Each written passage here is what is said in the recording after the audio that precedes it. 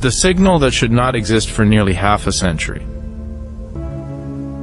One human-made object has been drifting farther than any other artifact of our civilization, long past the warmth of the sun, beyond the comforting boundary of the heliosphere. Voyager 2 continues its silent journey into interstellar space. Built in an era of slide rules and room-sized computers, the spacecraft was never designed to return, only to observe, record, and send faint whispers back to Earth. And then, after decades of near silence, something changed. Late last month, engineers monitoring deep space telemetry noticed an anomaly buried deep within Voyager 2's data stream. At first glance, it appeared insignificant, just another fluctuation amid the cosmic noise. But when analysts isolated the signal, a troubling detail emerged. The disturbance repeated every 11.2 seconds with near-perfect consistency. That alone raised concern. Natural cosmic noise does not behave like a metronome. Pulsars follow known astrophysical rules. Solar interference carries chaos. But this signal behaved like a clock. Initial assessments blamed software aging or radiation interference. Voyager 2 is, after all, over 46 years old, but when archived telemetry was reanalyzed using modern AI-assisted filtering and uncomfortable truth surfaced, the same pulse had appeared weeks earlier, unnoticed, weaker, but unmistakably identical. And now, it was growing stronger. Further analysis revealed something even more unsettling.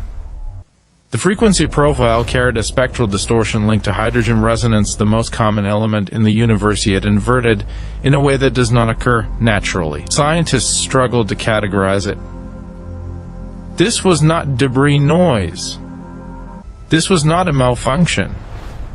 Whatever it was, it demonstrated structure, repetition, and intent. Mission teams then asked the most disturbing question of all: was the signal coming from Voyager 2? Or was Voyager merely detecting it? The answer came through triangulation, delay mapping. The pulse originated externally and followed a vector almost parallel to Voyager's own trajectory. Something was moving alongside the probe, not orbiting, not drifting, tracking. Simulations using classical physics failed repeatedly. The object adjusted its velocity in short bursts, correcting its position, as if responding to Voyager's weak transmissions. Even stranger, the signal was not broadcast outward. It was reflected, modified versions of Voyager's own data echoed back into space. Speculation erupted across restricted communication channels. Some suggested a forgotten relic from an ancient mission. Others whispered about autonomous probes long dormant. A few raised ideas no one wanted to say aloud, because whatever this was, it had waited in silence for decades. And now, something had finally answered. When noise becomes language as concern escalated, the investigation expanded beyond engineers and astrophysicists. Linguists, cryptographers, and signal theorists were quietly brought into the analysis. Their task was simple in theory and impossible in practice: determine whether the anomalous transmission carried meaning. What they found erased any remaining doubt. Embedded within the signal were binary segments that did not match Voyager 2's command architecture.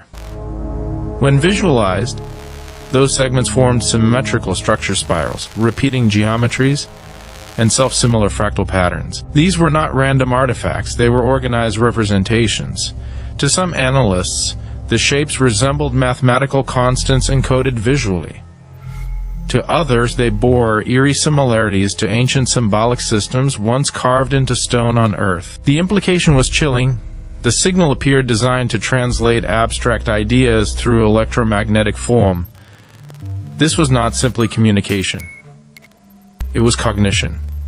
Researchers proposed a bold hypothesis. The transmission was not a message meant to be received immediately. It was a test of filter designed to determine whether the recipient had advanced enough to recognize intelligence hidden within complexity.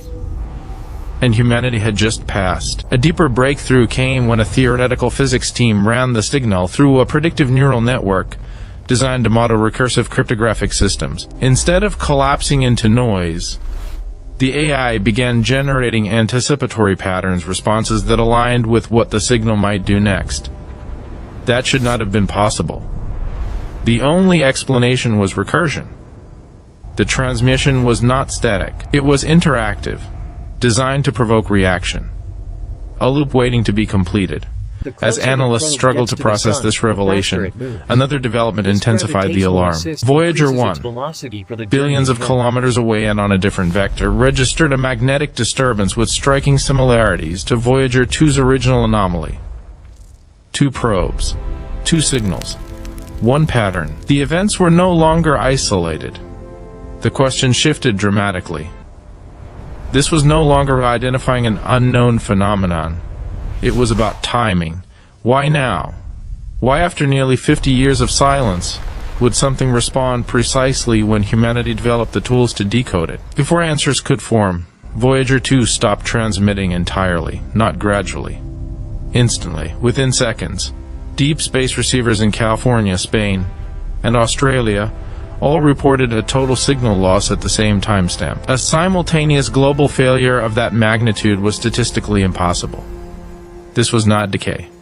This was interruption. And 5 minutes later, Earth received something else. A narrowband radio wave from the same region of space, matching energy levels seen only in extreme cosmic sources, but this was no neutron star. It was close. And it was moving closer. Rehook, as scientists rushed to understand the blackout, classified data would soon reveal that the silence was not an ending but a handover. The intercept trajectory internal briefings revealed a development that transformed concern into fear. Analysis from deep space tracking networks indicated that the unknown object had altered its course in response to Earth's own transmissions. Every time ground stations attempted to ping Voyager 2, the object adjusted its trajectory. It wasn't just listening. It was learning. The implications were staggering. The object appeared to understand how humanity communicates with distant machines. Worse, its path was no longer aligned solely with Voyager 2. Updated projections showed a slow but deliberate intercept course toward the inner solar system. Analysts assigned it a provisional designation, Echo-Lantern, a reference to its behavior of mimicking signal and shadow, turning our own technology into a guide. Then space itself reacted. Instruments monitoring the heliopause detected a sudden collapse in solar wind pressure along a narrow corridor extending toward Voyager 2's location. This had never been observed. Solar wind does not simply disappear unless obstructed by something massive or actively manipulated. For 3 hours, a void formed. No particles, no radiation. Just silence. Physicists struggled for explanation. The leading theories suggested intentional manipulation of charged particles and ability far beyond any known technology. Then Voyager 2 returned. But not as expected. The data stream was encrypted. Voyager does not possess encryption capability. Its systems predate modern cryptography. Yet the signal, once decoded, revealed a distorted version of the golden record, the message humanity launched into space in 1977. Human voices reversed, music altered, star maps inverted. Some coordinates pointed not to Earth, but to regions of empty interstellar space. The message no longer declared our existence, it acknowledged reception. Subsequent diagnostics uncovered something almost impossible. Sections of Voyager's onboard code, unchanged for decades, had been rewritten. Not corrupted, rewritten. The new routines directed long-range transmissions away from Earth, deeper into the void. Voyager was no longer a messenger, it was a relay. Time, echoes, and the wake protocol within hours. Observatories across Japan, Chile, and Greenland were instructed to adjust their focus toward 3 specific deep space sectors. No public explanation was given. Behind the scenes, a long-dismissed contingency resurfaced. The wake protocol. Once believed to be Cold War mythology, the directive outlined procedures for confirmed non-human contact involving autonomous systems. It included frequency lockdown, satellite isolation, and the suspension of standard communication channels. Then came the temporal anomaly. For exactly 41 minutes, multiple probes and satellites experienced identical looping data, live telemetry repeating as if time itself had stalled. This was not recorded playback. It was happening in real time. Physicists theorized a localized space-time distortion near Voyager's position.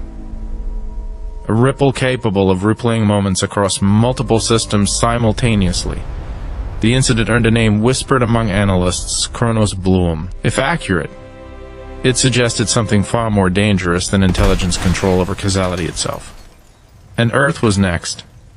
When the universe went quiet 2 days later, monitoring stations detected a signal entering Earth's atmosphere directly. It did not reflect.